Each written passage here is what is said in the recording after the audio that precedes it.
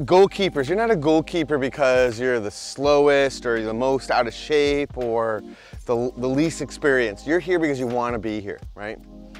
And there's times in your career, there's times in the day that you just don't feel like you're at your best. So for me, what you do off that field, right? You can have fun, you can joke around, you can be mad at your mom or your dad or whoever, your brother or sister, but once you step onto this field, you are ready to go, okay? So this is how I approach goalkeeping, and even how I approach coaching, is like you have to have almost two speeds or two focuses, two mentalities. So you're over on this side of the line, you could, you know, be whatever you want to be over here. Once you're over here, you're stepping on this line, you're stepping onto this field, you are a leader. You are the best. You are the best choice to be in goal. So that's what you guys got to think about. So this is diving today. It's going to be hot, okay? So every time you go get a water break, when you step back over this field, you're ready to go. And even when I talk about it, I get a little goosebumps because, again, that's what your body and your mind have to do. You have to convince yourself that you're ready for this, okay? Okay, so step back a little bit, play me right. This is not our posture, right? This is not instilling confidence in our team, our coaches, or ourselves. So it's not about the number of reps, it's about the quality reps, okay? Ready? Here we go. What side do you want the ball? Yeah. Yep, play me left, play me left. Okay, get that ball out of your feet, not here, okay? Yeah, play me right, play me right. Get it out of your feet. Ball's down the middle now. What side do you want it? Right. Yep. So I'm dropping back. Yeah, play me left, play me left. So I'm gonna break. Oh, too tight for me. Yep, play me right. Gonna be better with my left. So I'm almost running out a little bit. Yep, play me left, get it? So see if you can take a little touch, like a 45-degree angle touch. Okay, so again, this side, this is what you guys are gonna do, younger goalkeepers. We're gonna do set, and it's his job. He could, what gets him closer to the ball? His feet or his step, right?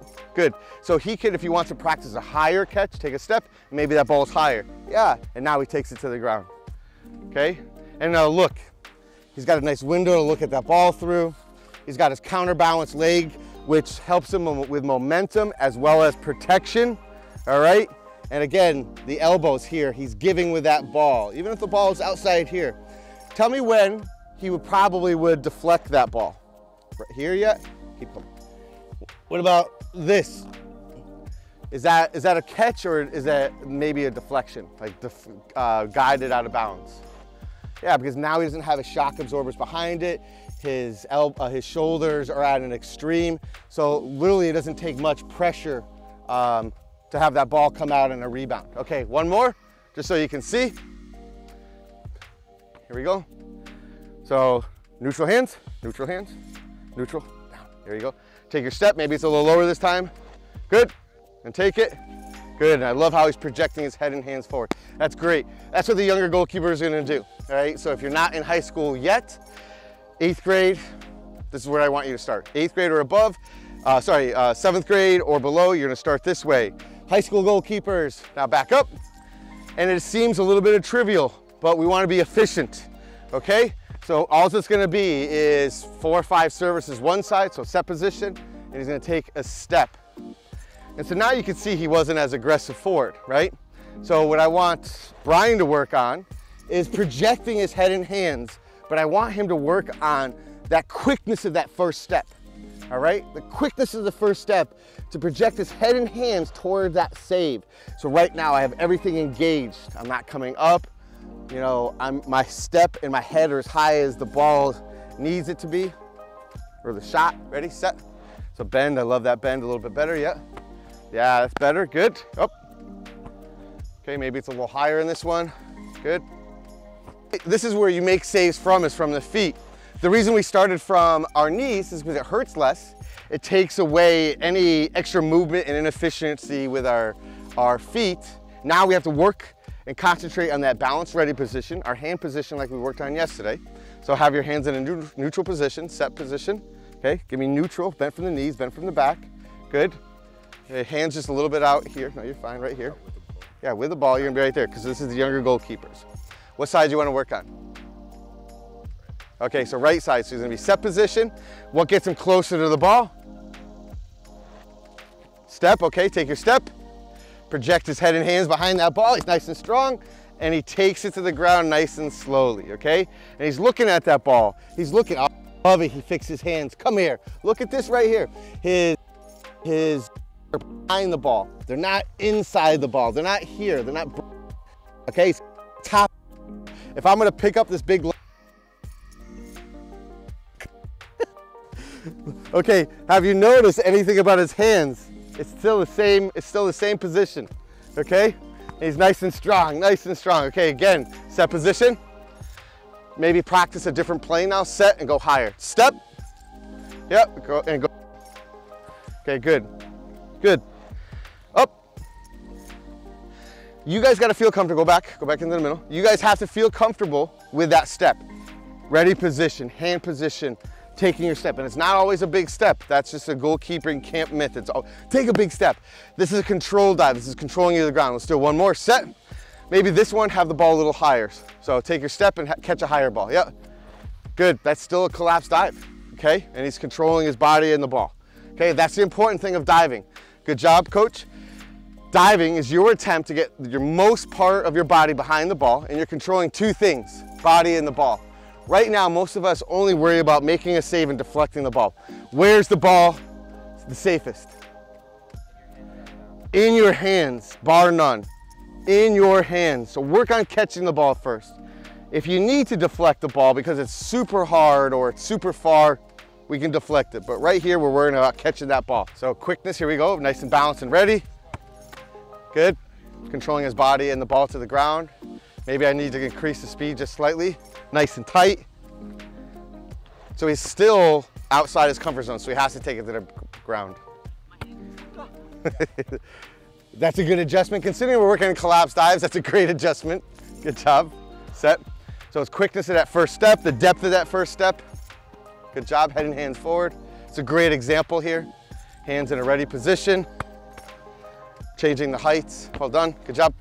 So the ball's been taken end line, your right back gets beat. So he's worried about a ball being played across here.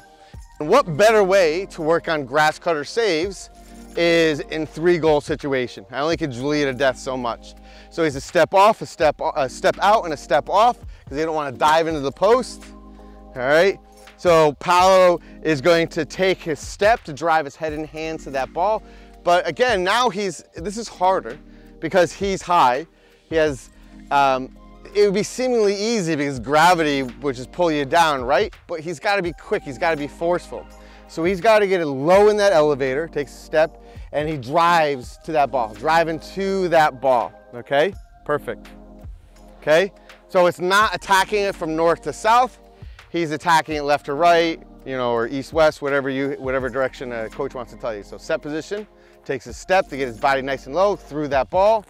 Okay, perfect. That's the first action. Working on what we worked on yesterday. So he gets up and he's got to get square quickly. So he made the save. Maybe it's a rebound, use your imagination, but we're just trying to work on stationary balls. He opens up quickly and he's set. There's a middle area there. I love the underhand service or volley back across them into this side. Go when you're ready. Up, shuffles in, and it's a service back. Okay, go. Project, get all the way behind it. Yeah, up, set, get him in the middle, set. Here's a dive. Love it, well done. Let's get one more. Set, go. Up, come on, get into the middle, set. Good, that's okay. You'll work on that step. Switch goalkeepers, go. Okay, so this is the progression of the stationary ball. Now it's a decision, okay? So which technique do I use and what decision do I make when I'm trying to make the save? So serving area and serving area up here. Paolo is the main server, okay? So Paolo, once in a while, will strike the ball here, okay? And Erica's got to make a decision. It's like, oh, I can get to that ball. I'm going to stop that ball from getting to a back post runner, okay? For a cutback, okay? Megan's ready? Okay, here we go. He knows it's coming. Quick ball, set, Ah, beautiful, love it. So that ball is 10 yards away. He says, you know what? I can drop back and I have time to make that save.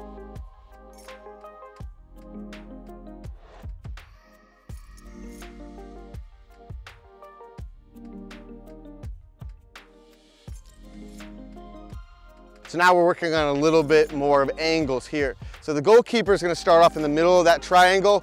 This is an easier angle. Why? Because it's from the side.